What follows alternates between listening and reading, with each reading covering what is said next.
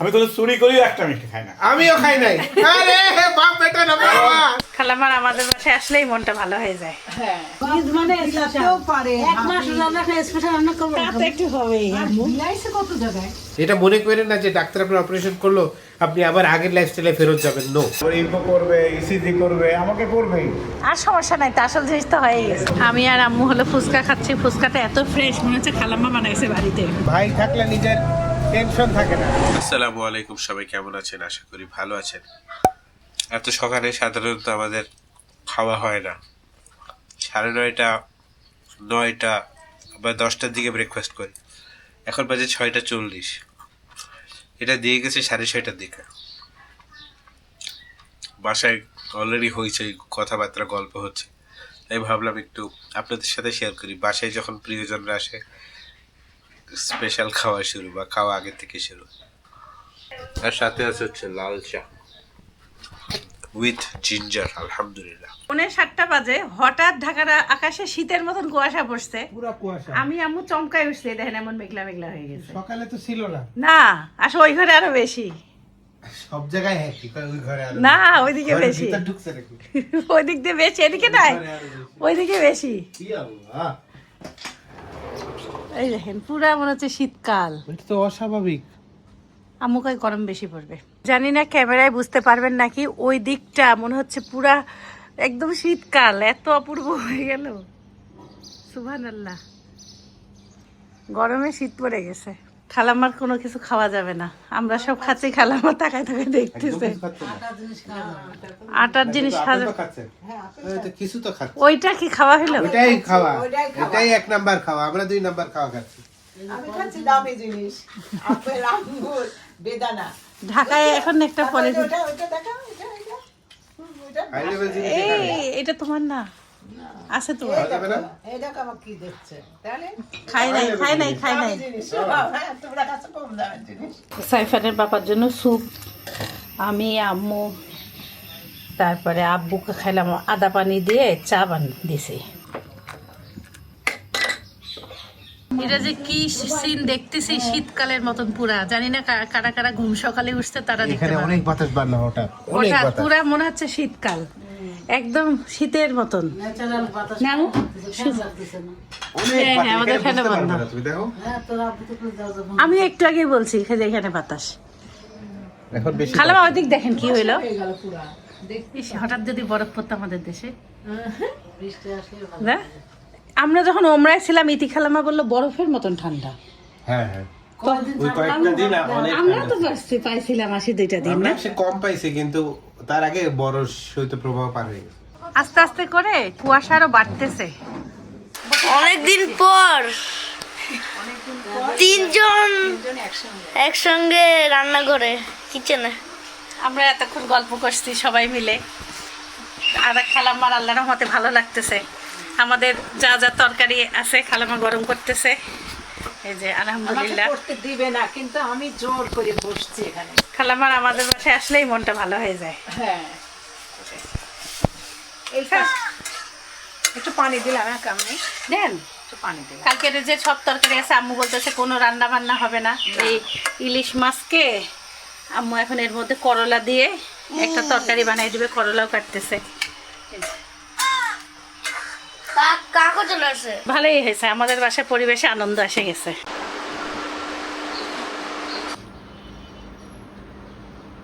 এই স্যুপগুলোর ঘুষি। আমি এক গ্লাস আচ্ছা আপনার পেটে সহ্য হবে খালামা এটা? আমি আজ কয়দিন ধরে আমার নিয়ে আমাকে দেয় কিন্তু এই স্যুপগুলোর ঘুষি আমার সবার সহ্য হওয়া বলে কঠিন। না আমি খাচ্ছি তো এটা আমাদের আরেক দিক দিয়ে সমস্যা হ্যাঁ এটা আপনার আম্মু। আম্মু রান্না করতেছে পটল চাক। আজকে আম্মু বেশি রান্না করবে না, একদম অল্প অল্প বলছে। আর করলা দিয়ে কালকে সেই ইলিশ মাছের ঝোল, কোনো তেল মশলা কিচ্ছু দেয়নি, খালি লবণ আর মনে হয় কি দিয়েছে না, পেঁয়াজ কাঁচা মরিচ। আর খালাম্মাও খাইতে পারবে তাই বলতেছে।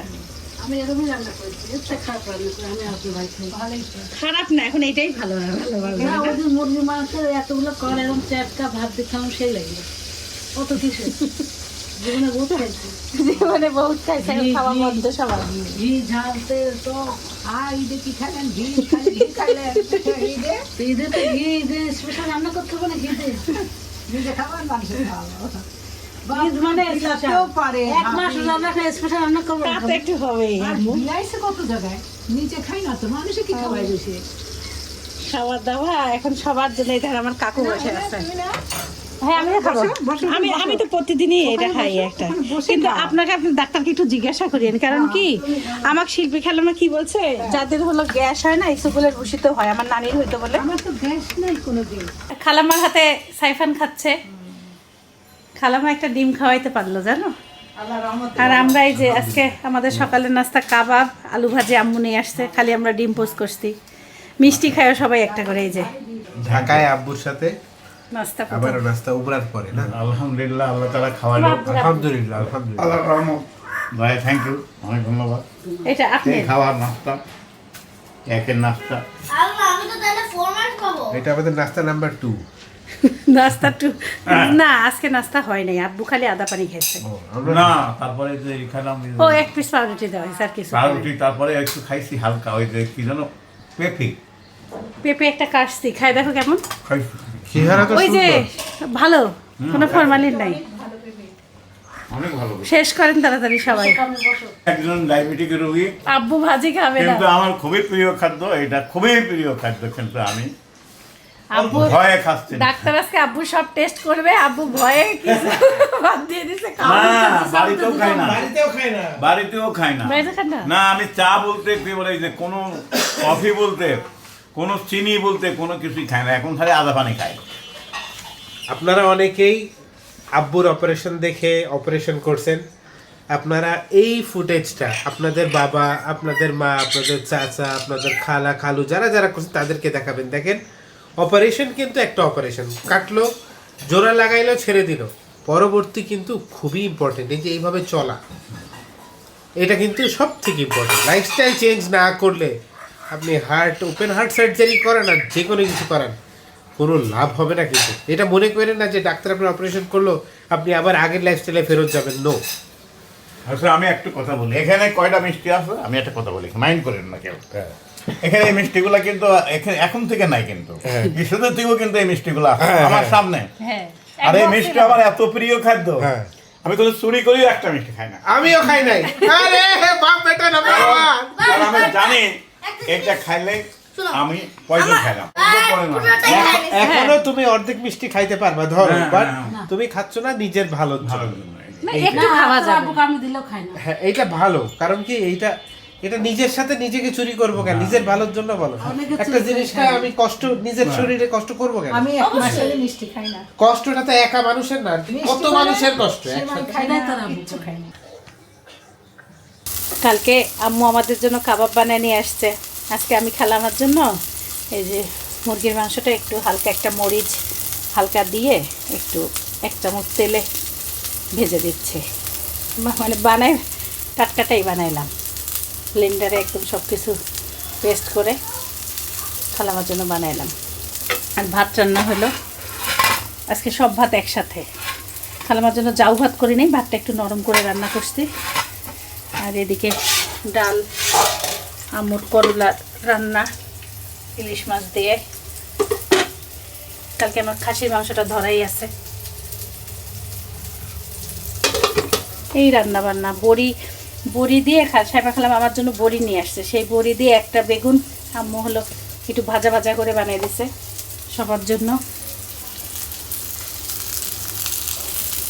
সবাই হাসপাতালে চলে যাবে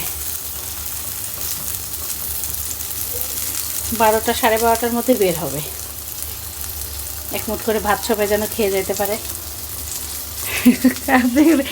এখনই গরম গরম একটু নেন টিস্যু দিয়ে একটুখানি টিস্যু না ওই যে বক্স ছোট বক্সে দিয়ে দিন না না টিস্যু দিয়ে ওটা ই করবো না এই তেল অল্প তো আর চেপবেন কেন তেল অল্প আমি আবার সরাই রাখবো নি এই চাপে চাপে একটু ভাজলেই হবে কষ্ট লাগে না এগুলো তো অল্পই তেল লাগে ভাজতে একটু সময় নিলে না সুন্দর হবে না টেস্টটা আস্তে আস্তে আমাদের বাসায় বেশি এই যে সাইফানা বাবা মুরগির বুকের মাংস থেকে কিছু বানায় রাখলে ভালোই হয়, পোষায়ও অনেক। মানে আমার অনেক দিন হলে খাইতে মন যাচ্ছে। তো ওখানে ঈশ্বরদের বলবো আসলে বলে এই জিনিস আমার কাছে সোজা, মানে মুরগির বুকের মাংস থাকেই হ্যাঁ আমি জানি তোমার যাইতে মন চাচ্ছে। মন চায় আসলে একা একা বাসায় থাকতে কেমন লাগে, বাসায় কিন্তু তুমি একা থাকলে আমাদের মন খারাপ এই থাকে জিনিসটা না? কি এটা? আচ্ছা, ওইটা শোনো, বড়ি আছে না, খালামাখালকে বড়ি নিয়ে আসছে। আমি বলতেছিলাম যে তোমার খালাম্মা আইছে একটা রোগী মানুষ, হ্যাঁ আর আমি ধরো রোগী না, তারপরও চেক আপের জন্য আসি। তোমরা যদি আমার সাথে থাকো বা পাশে থাকো, এটা কত বড় দাম। না আব্বু, আমরা চাচ্ছি, কিন্তু কি হবে, গাড়ি দুইটা, তখন তো মনে আমি করেন, বুঝতে পারছি। তখন ধরেন আমরা এলোমেলো হয়ে যাবো, আর ও ধরেন আপনাদেরকে যাদের গুরুত্বপূর্ণ মানুষ তাদেরকে নিয়ে যাবে। যেটা শিশির চিন্তা করে তুমি একবার আমি আর খালামা হারাই গেলাম না, সেটাই আমি বলি, ভাত বেশি দেওয়া দরকার নেই। অল্প দিছে। আল্লাহ রহমতে আমাকেও নিয়ে যাচ্ছে এরা, মানে আব্বু আমাদেরকে ছাড়া যাবে না, আর সাইফান তো পিছ ছাড়বে না। এখন বড় গাড়ি রাখছে সাইফানের বাবা। যাওয়ার সময় পাইছি, আসার সময় কিভাবে আল্লাহ জানে।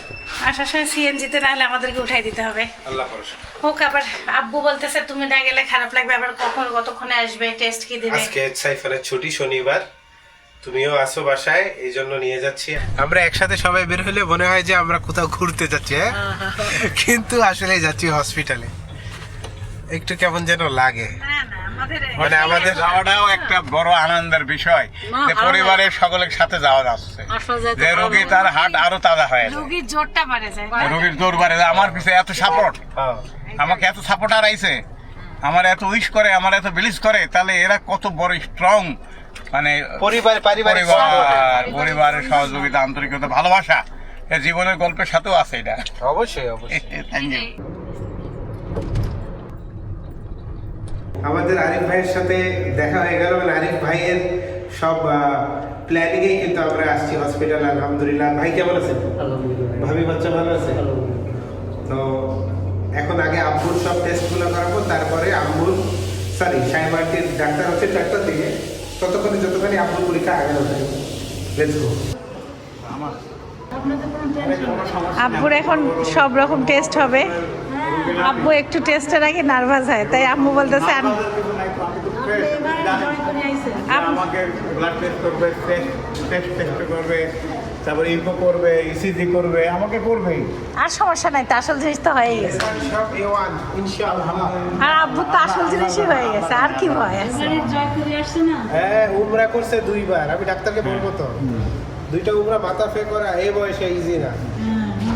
তাও আবার আমাকে এমন ভাবে ধরে কাবা ঘর ছোঁয়াইছে, এটাও কঠিন। তুমিই পারো নাই যেটা না আম্মু? যত শুকরিয়া করবো তত আব্বু আমাকে এমন ভাবে সাপোর্ট দিয়ে ধরছে, আমি কাবা ঘর 2 হাত দিয়ে ধরতে পারছিলাম। জুম্মার নামাজে আমি যে ওই যে মদিনাতে যে নামাজ পড়লাম না, জুম্মার নামাজটাই মনে করেন এত লম্বা সময় আমি কি থাকতে পারবো? 9টার সময় ঢুকবো, দেখতে হিসাবে কোনো সময় আল্লাহ হিসাবে আমার এখন আল্লাহ আমাকে সেফাইট করবেন, জানেন ওই জুম্মার নামাজ পড়াই 9টার মধ্যে ঢুকলে ওখানে বাড়াইলে অনেক সমস্যা হয়। আমাদের আরিফ ভাইয়ের সাথে অনেকদিন পরে দেখা।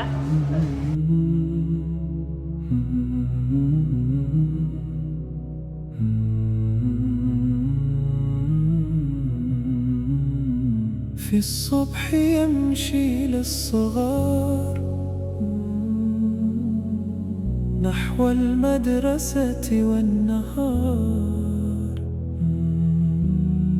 في قلبه حلم جميل আমি আর আম্মু হলো ফুচকা খাচ্ছি। ফুচকাটা এত ফ্রেশ, মনে হচ্ছে খালাম্মা বানাইছে বাড়িতে, সেই স্বাদ।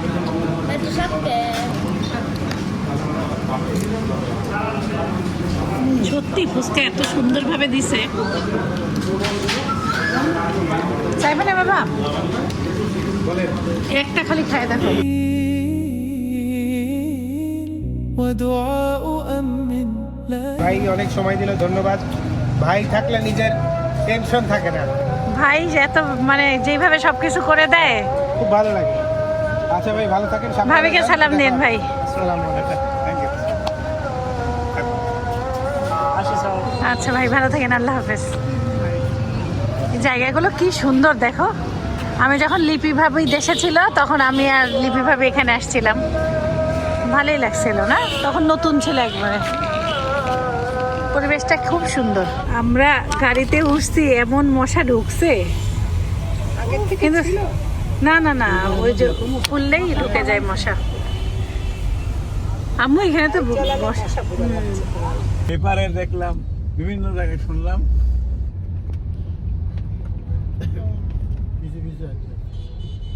বাজে 8:30, আমরা বের হয়েছিলাম 1:30টায়।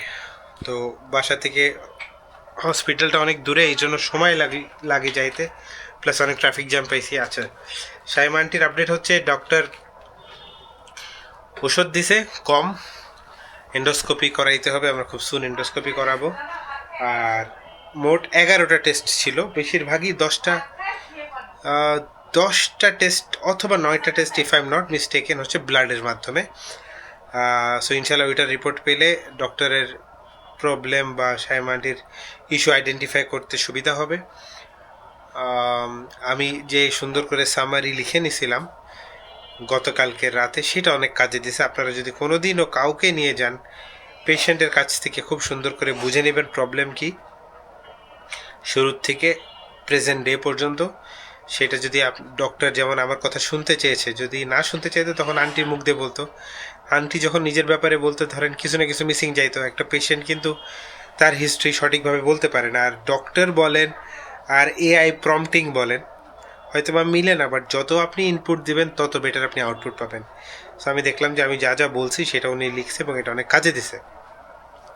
অনেকবার জিজ্ঞাসা করছে আন্টির কী হয়েছে, সে কিছুতেই বলতে চায়নি, বলছে আমি পরীক্ষা করার পরে আমি রেজাল্ট জানাবো। আমি বললাম যে আপনাকে আমি ফুল স্বাধীনতা দিলাম, আপনি যে যে পরীক্ষা করতে চান করতে পারেন, কিন্তু আমি চাই আন্টির একটা প্রপার ডায়াগনোসিস। তখন উনি বললো যে আমি আমার ইচ্ছা মতন পরীক্ষা দিই না, যেগুলো যতদূর প্রয়োজন আমি মনে করি অতগুলাই আমি করাবো। আব্বুর একটা টেস্ট বাকি, লিপিড প্রোফাইল, ওটা ফাস্টিং অবস্থায় কালকে যাবো ইনশাল্লাহ। শাইমা আন্টিরও ফাস্টিং অবস্থায় একটা টেস্ট বাকি আছে, ওইটাও কালকে ইনশাল্লাহ করাবো। এই ছিল আমাদের পুরোপুরি আপডেট।